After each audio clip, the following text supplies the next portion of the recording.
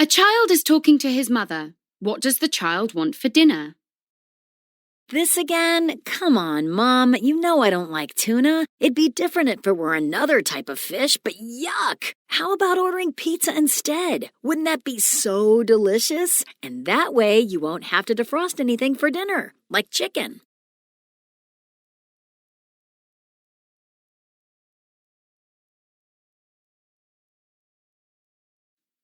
Listen to the message. What time does the post office close tomorrow?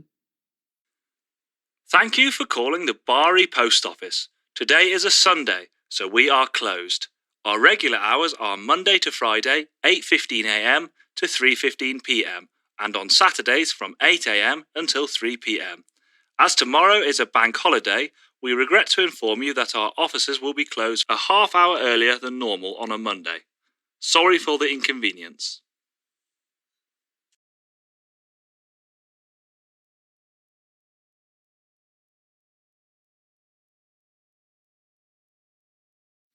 Lisa asks Heather to pick something up at the shop.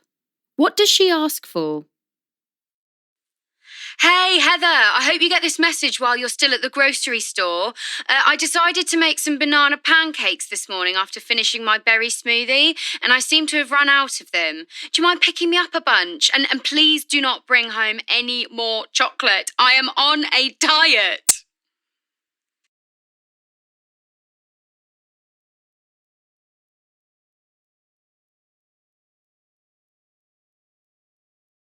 The museum has an offer for students. What day has free admission for them? Welcome to the National History Museum. We are open every day from Tuesday to Sunday for all guests and are closed on Monday for maintenance and education training. In order to encourage more young people to attend, we have decided to make the museum free of charge for students with a valid ID on our first opening day of the week.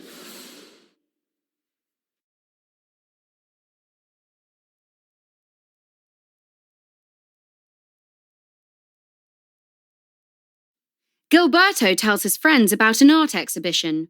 How much does it cost for non-members? I went to a really cool art exhibition on the weekend. There were lots of postmodernist sculptures and interactive exhibitions. It was a bit of a hefty price, $30 for a single admission if you're not subscribed, so I became a member for $10 a year. That reduced my rate to only $13 per visit. So worth it.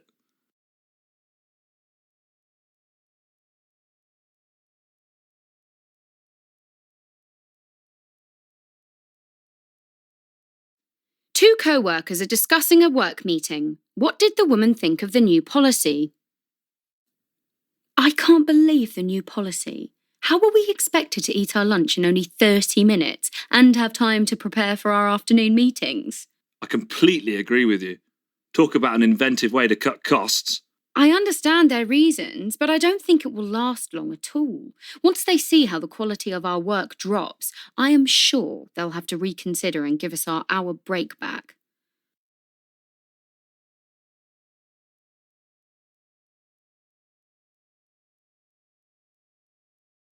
A zookeeper is describing changes at the zoo. What changes cost the most? I am really impressed with how the zoo renovations turned out. The animals all have larger areas to roam around now, which was quite cost efficient to expand once we tore down the stone barricades. We were able to recycle that material into our outdoor seating area in the food court, giving us an expansion that was virtually free. What really cost us a fortune was that parking area. Clearing the trees and resurfacing the pavement came with a price tag.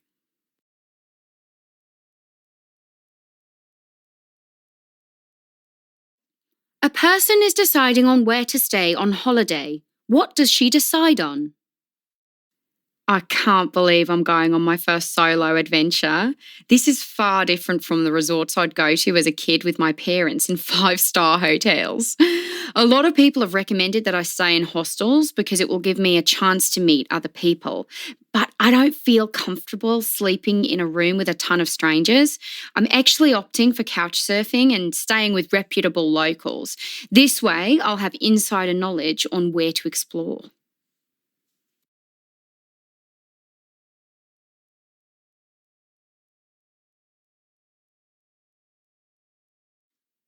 A teenage girl describes her plans for her birthday. What will she do?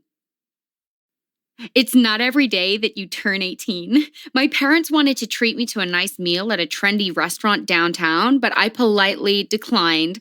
Why would I want to spend my day with my family? Instead, I'm hosting my first house party with all of my friends. It will be fun, but I wish I was in Europe so I could go dancing at a nightclub. I'll have to wait a few more years for that here.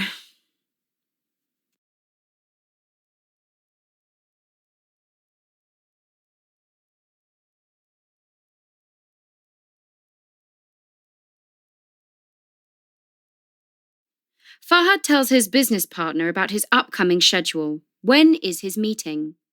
Hi, it's Fahad. I'm just calling to remind you about Monday's schedule. I am catching the 7 a.m. train into New York and should arrive shortly before 8 a.m. Hopefully, that gives me enough time to grab a quick bite before the meeting at 9.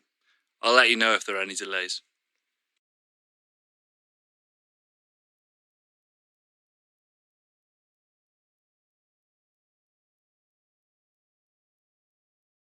Two friends are talking about their weekend plans. What are they going to do together? There's a new Batman film out this weekend. Did you want to go to the cinema to watch it on Sunday? 9 p.m? I would love to, but I can't. I'm having dinner with my sister and it'll probably be a late one. No worries. We are still on for Sunday though, right? Our weekly fitness class? Definitely. Can't wait to sweat out this busy week.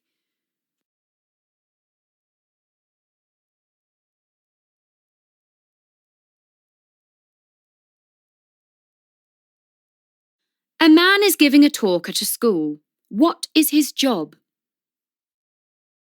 Like most of you sitting here, a teacher told me that I needed to know exactly what I wanted to be when I graduated. That is simply untrue. I remember spending hours with the guidance counsellor trying to map out my future. His patience and understanding really inspired me to pursue in psychology and become a therapist to help people who are lost in life.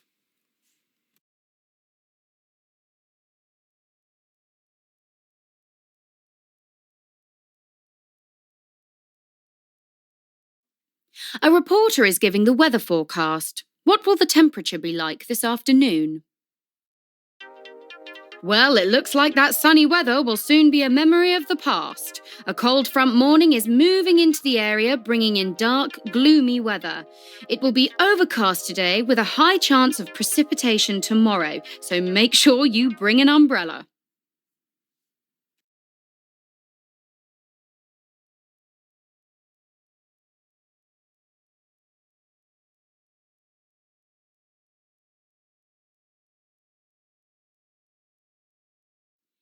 Four people are discussing their views on shopping. Complete the sentences below.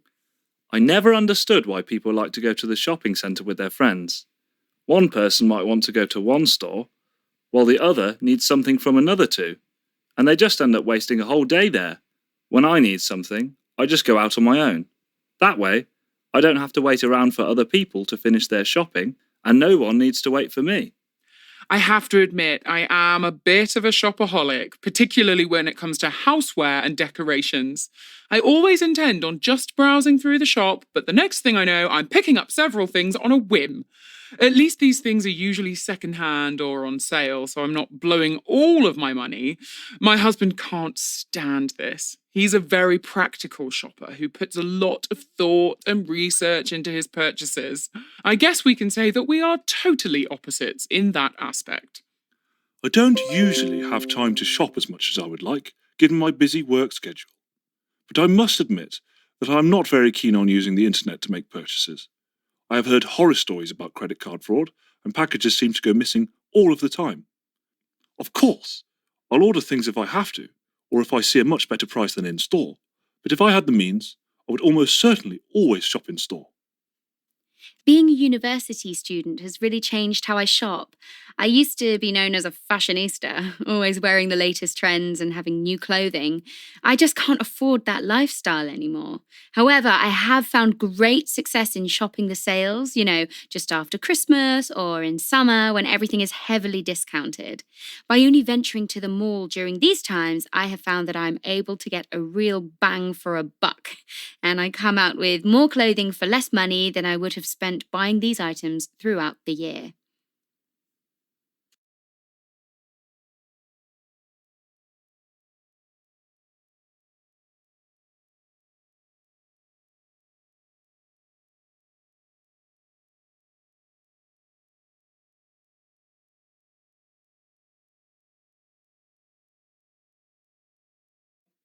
Listen to two teachers discussing potential modifications to their language school.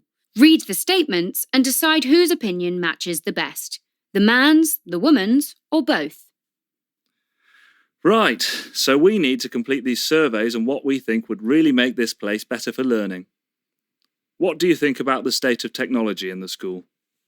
Well, I definitely think that area could be improved on the most. There's no excuse why we shouldn't have accessible Wi-Fi in all parts of the campus. It is so slow, if you can even connect to the network.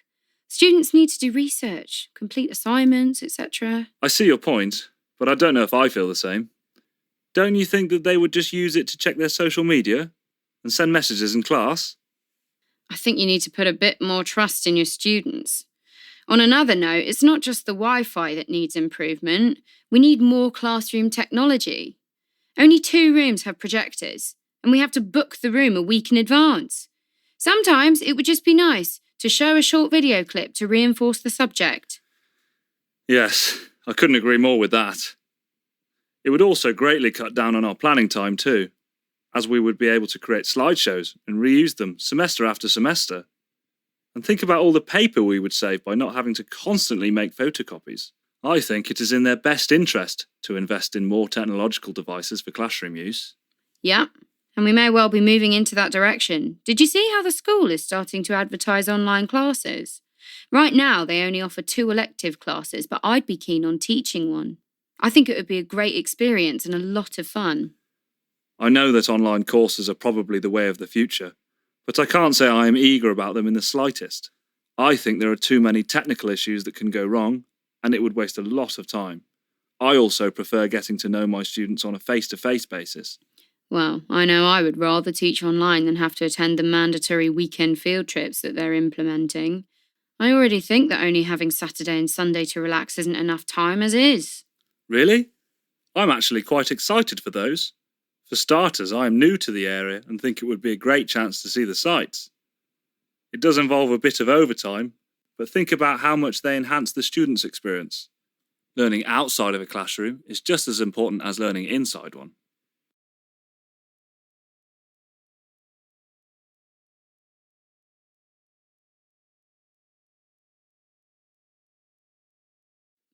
Listen to a lecturer giving a talk about environmental concerns and answer the questions.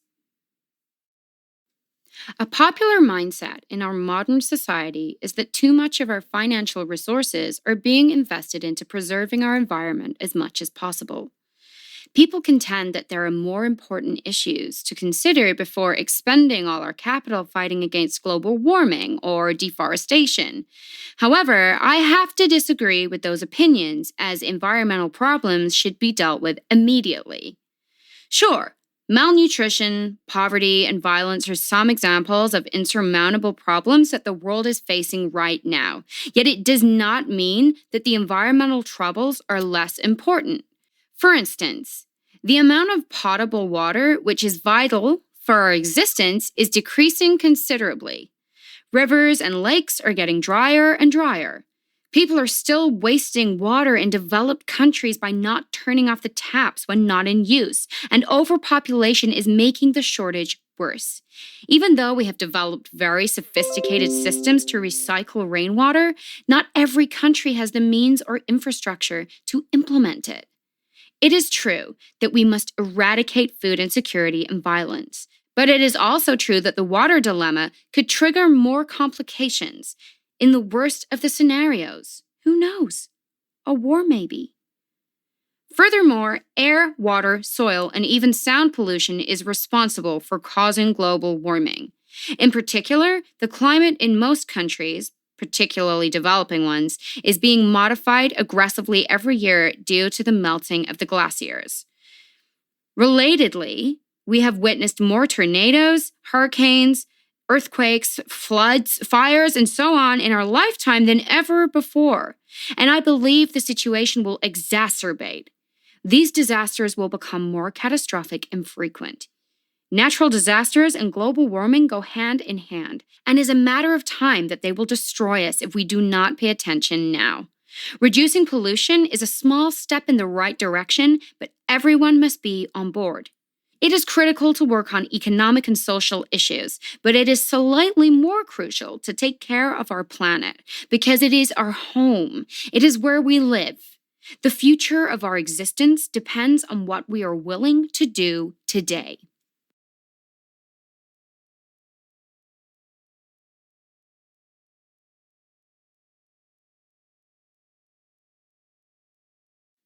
Listen to a human resources manager giving his review on employee performance and answer the questions below.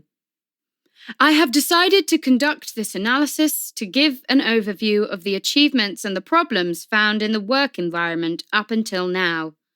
Our company's employees were invited to respond to an online questionnaire in order to find out what objectives and difficulties were observed in their workplace. According to the collected data, the overwhelming majority, myself included, feels that many advancements have been made in the last 6 months in meeting the business's needs. Indeed, as figures show, the productivity has risen by 10% in the last quarter, as well as the company's sales. Also, from an individual perspective, there has been a considerable growth in improving both personal soft and hard skills. Workers feel that they are more confident when dealing with client needs and problem solving in general. When it comes to the problems related to the work, generally speaking, it can be said that there are no big concerns to be worried about. Although, considering the results of the survey, much more could be done in enhancing the team. Colleagues feel that they would enjoy more collaborative projects as these help foster creativity. Moreover, as our team increases, it is important to note that each new member is properly onboarded and integrated into their new role. In light of the results of the survey, I would make the following suggestions. Investing in team-building programs would certainly help to build a stronger community. Having employees know one another would also improve morale in the workplace. Moreover, raising awareness about discriminatory behavior should also be reviewed. As we are a rapidly growing team, it is important that everyone is on the same page with our inclusive core values. Were these suggestions to be taken on board, the situation would definitely improve.